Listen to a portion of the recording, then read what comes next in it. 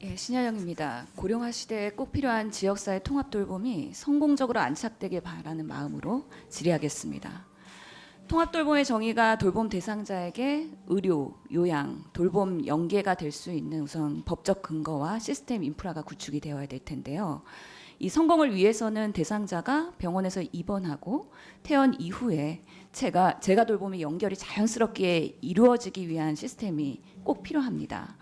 일본의 사례에서도 보니까 대상자가 병원에 입원했을 때부터 퇴원 계획과 함께 돌봄 계획까지 연결돼서 관계자들이 소통을 하면서 플래닝을 하는 모델이 확인이 되었는데요.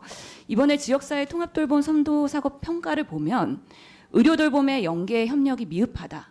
그리고 병원 입원, 대체 재가 의료 시스템 확충이 상대적으로 저조하다. 그렇기 때문에 이런 연계 시스템의 필요, 보건의료의 중요성에 대해서도 강조를 하고 있었습니다. 이런 측면에서 지금까지 논의는 의학적인 필요성보다는 복지 서비스 확대 쪽으로만 좀 논의가 치우친 거 아니냐 하는 아쉬움이 있고요. 오늘 전문가 참석자들도 복지 쪽의 분들이 대부분이라 보건의료 쪽 패널이 없는 것도 좀 아쉬운 부분입니다. 그렇기 때문에 저는 통합돌봄의 보건의료 측면에서 질의를 하고 싶은데요. 관련해서 지금 유혜정 센터장님이나 아니면 보건복지부의 이윤신 과장님, 방석배 단장님께서 답변을 해주시면 감사하겠습니다. 첫 번째로는 지역사회에 대한 의료 행위에 대한 법적 근거가 보완이 되어야 되는데요. 방문의료, 방문간호, 방문재활, 방문약제에 대한 법적 근거 규정 마련이 필요한데 지금 통합돌봄법뿐만 아니라 의료법 포함해서 관련법에서 이런 개정에 대한 노력이 필요하다는 부분인데 어느 부분에서 어떻게 개정이 더 필요한지에 대해서 의견을 주셨으면 감사하겠고요. 두 번째로는 의료에 대한 기록과 돌봄에 대한 기록, 정보 공유 시스템이 구축이 되어야 될 것 같습니다. 즉 의료기관에서도 병원, 의원, 진료 차트가 연결이 되어야 되고요. 돌봄까지도 연결될 수 있는 시스템, 정보 연계 시스템이 필요한데 이 구축이 어떻게 가능하겠는가? 이 부분에 대해서 질문을 드리고 싶습니다. 세 번째로는 의료계 전문가들도 통합돌봄의 중요성을 인식하고 외래 중심의 일체 의료 기반 커뮤니티 케어 필요성을 원하고 있습니다. 이를 구현하기 위해서 의료에 대한 처방은 전담 의사가 중심이 되어야 될 텐데 이런 지속적 연결이 되기 위해서 가능하기 위한 보건의료의 유입, 뭔가 정책, 효과는 어떤 것들이 있을지 세 가지에 대해서 각자 답변해 주시면 감사하겠습니다. 우선 센터장님께서 먼저 말씀 주시겠어요?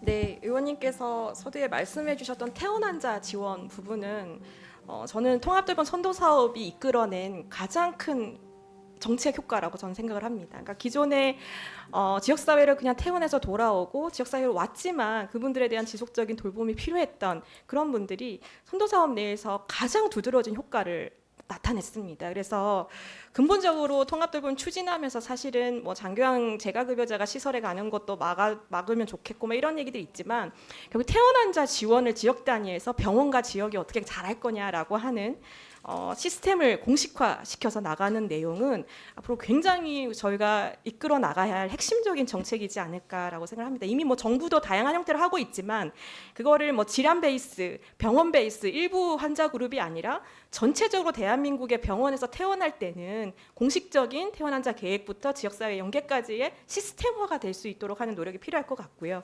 거기에 해당되는 이제 의료 서비스를 어떻게 확장할 거냐 말씀하셨던 방문형 의료 서비스와 관련한 내용은 일부 의료법에 이제 조항이 있긴 하지만 저희가 선도사업의 경험을 봤을 때는 처음에 시작할 때에 이런 이제 지역 내 개원이 선생님들의 참여를 얻어내기가 쉽지 않았던 것 같습니다. 그래서 말씀하셨던 대로 뭐 장교양보험법 안에도 방문간호가 들어가 있기도 하고 이게 조금 분절화되어 있는 내용들도 있고요. 그리고 추가적으로 이것들이 활성화될 수 있도록 조항을 추가해야 되는 것들이 좀 관련 법들이 있는 것 같습니다. 그래서 그런 법들에 대한 구체적인 논의가 필요할 것 같고 시스템은 너무너무 중요한데요. 사실은 지자체 사회보장 정보 시스템과 건보공단의 장교양 건강보험 DB만 1차적으로 좀 뭔가 이렇게 연계만 돼도 굉장히 많은 정보들을 할 수 있는데 지금 현재 개인정보보호법이나 이런 부분들에 있어서 이렇게 걸림돌이 되고 있는 부분들이 있어서 그거는 조금 법 차원에서의 좀 국회 차원에서 여러 가지 논의가 필요한 것 같습니다. 세 번째 말씀하셨던 1차 의료 부분은 첫 번째 말씀 답변 드렸던 내용과 같은데요. 결국에는 병원 중심에 찾아오는 그러니까 내원 환자를 위한 중심적 의료 서비스를 하던 그런 부분은 이제 의사 선생님들이 환자의 질환만 보는 것이 아니라 질환과 생활까지 전반적인 생활 전반을 좀 같이 볼 수 있는 단계적인 참여 기전들을 만들어가는 작업들이 앞으로도 계속 이루어져야 되지 않을까라고 생각합니다. 네, 노인정책과장 먼저 말씀드리겠습니다. 먼저 법적으로 검토가 필요한 부분들은 저희가 뭐 말씀 주신 대로 의료법이나 약사법령에서의 그 개정 필요 사항에 대한 검토가 필요하다고 생각합니다. 그다음에 이제 의료와 돌봄의 기록 정보 공유 시스템과 관련해서는 두 가지를 말씀드릴 수 있을 것 같은데요. 저희가 현장에서의 그 작동성에 대해서 좀 보기 위해서 지금 현재 하고 있는 지역을 좀 한 군데 정해서 스마트 그 시범 사업을 진행하고 있는 곳이 있습니다. 그래서 기본적인 어떤 ICT 기기를 활용해서 저희가 응급한 상황에 대처하는 것과 어르신들 정서나 건강 관리까지 연계하면서 그 서비스를 이제 지역 안에 있는 통합돌봄하고 어떻게 연계하는 시스템을 만들 것인가를 이제 현재 시범 사업 지역을 한 군데 정해서 지금 보고 있고요. 그다음에 이제 저희가 연구개발과 관련한 과제를 지금 발굴하고 있는데 지금 말씀 주신 정보와 관련된 시스템 부분도 같이 포함해서 기획을 하고 있습니다. 그다음에 이제 세 번째로는 지속적으로 이제 의료와 보건을 연결하기 위해서는 이제 지금 뭐 방석배 단장께서 좀 더 구체적인 내용 말씀 주시겠지만 이제 하반기에 보건과 보건 의료와 돌봄을 더 연계하기 위한 시범 사업을 현재 준비하고 있고, 그다음에 지금 현재 장기 요양보험에서는 기존 건강보험 이외에 또 의사와 간호사와 사회복지사의 다학제 팀을 구성해서 재택의료를 현재 그 하고 있는 시범 사업을 진행하고 있다는 점을 말씀드리도록 하겠습니다.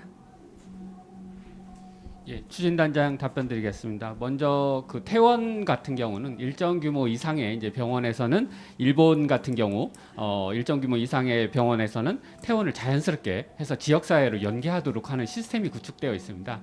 그런 부분을 참고해서 우리 법제도 그 부분을 검토할 수 있을 것 같습니다. 그리고 이제 의료와 돌봄을 연계하는 방법은 지금 올해 7월부터 이제 새롭게 신규 시범 사업이 추진되고 있는데요. 그때 이제 저희가 지금 반영하고 있는 부분은 그 다학제 팀을 같이 이제 묶어서 현장 방문을 할 수 있는 그런 쪽으로 지금 추진을 하고 있습니다. 그래서 의사 그리고 간호사나 사회복지사 그리고 또 심지어는 물리치료사까지 해서 이렇게 다학제 팀이 현장에 처음 방문해서 사정을 하고 필요 서비스를 연계하는 방식입니다. 여기서 이제 얻어지는 부분은 진료나 의료에 대한 서비스뿐만 아니라 돌봄 욕구에 대한 부분도 거기서 받아와서 그 부분이 시군구청의 이제 돌봄 지원 팀에 그 자료가 넘어가고 그게 이제 시스템화돼서 저장되고 차후에 이제 그게 활용될 수 있도록 계속해서 모니터링 될 수 있는 방식이 될 것 같습니다. 그리고 이제 인센티브 말씀 주셨는데 인센티브 같은 경우도 지금 심평원하고 해서 하는 부분이 이제 방문진료 수가 시범 사업이 있습니다. 그래서 그 방법도 지금 계속해서 조금씩 업그레이드를 하고 있습니다. 그래서 수가에서 필요 수가가 어떤 부분이 있는지 아까 이제 말씀드린 또 그쪽에서 이제 의료계에서는 방문진료 할 때 지원할 수 있는 그런 스태프 인력 같은 경우도 그런 말씀이 있었기 때문에 그게 같이 연계될 수 있는 방안을 앞으로도 더 고민을 하도록 하겠습니다. 이상입니다. 네, 수고하셨습니다.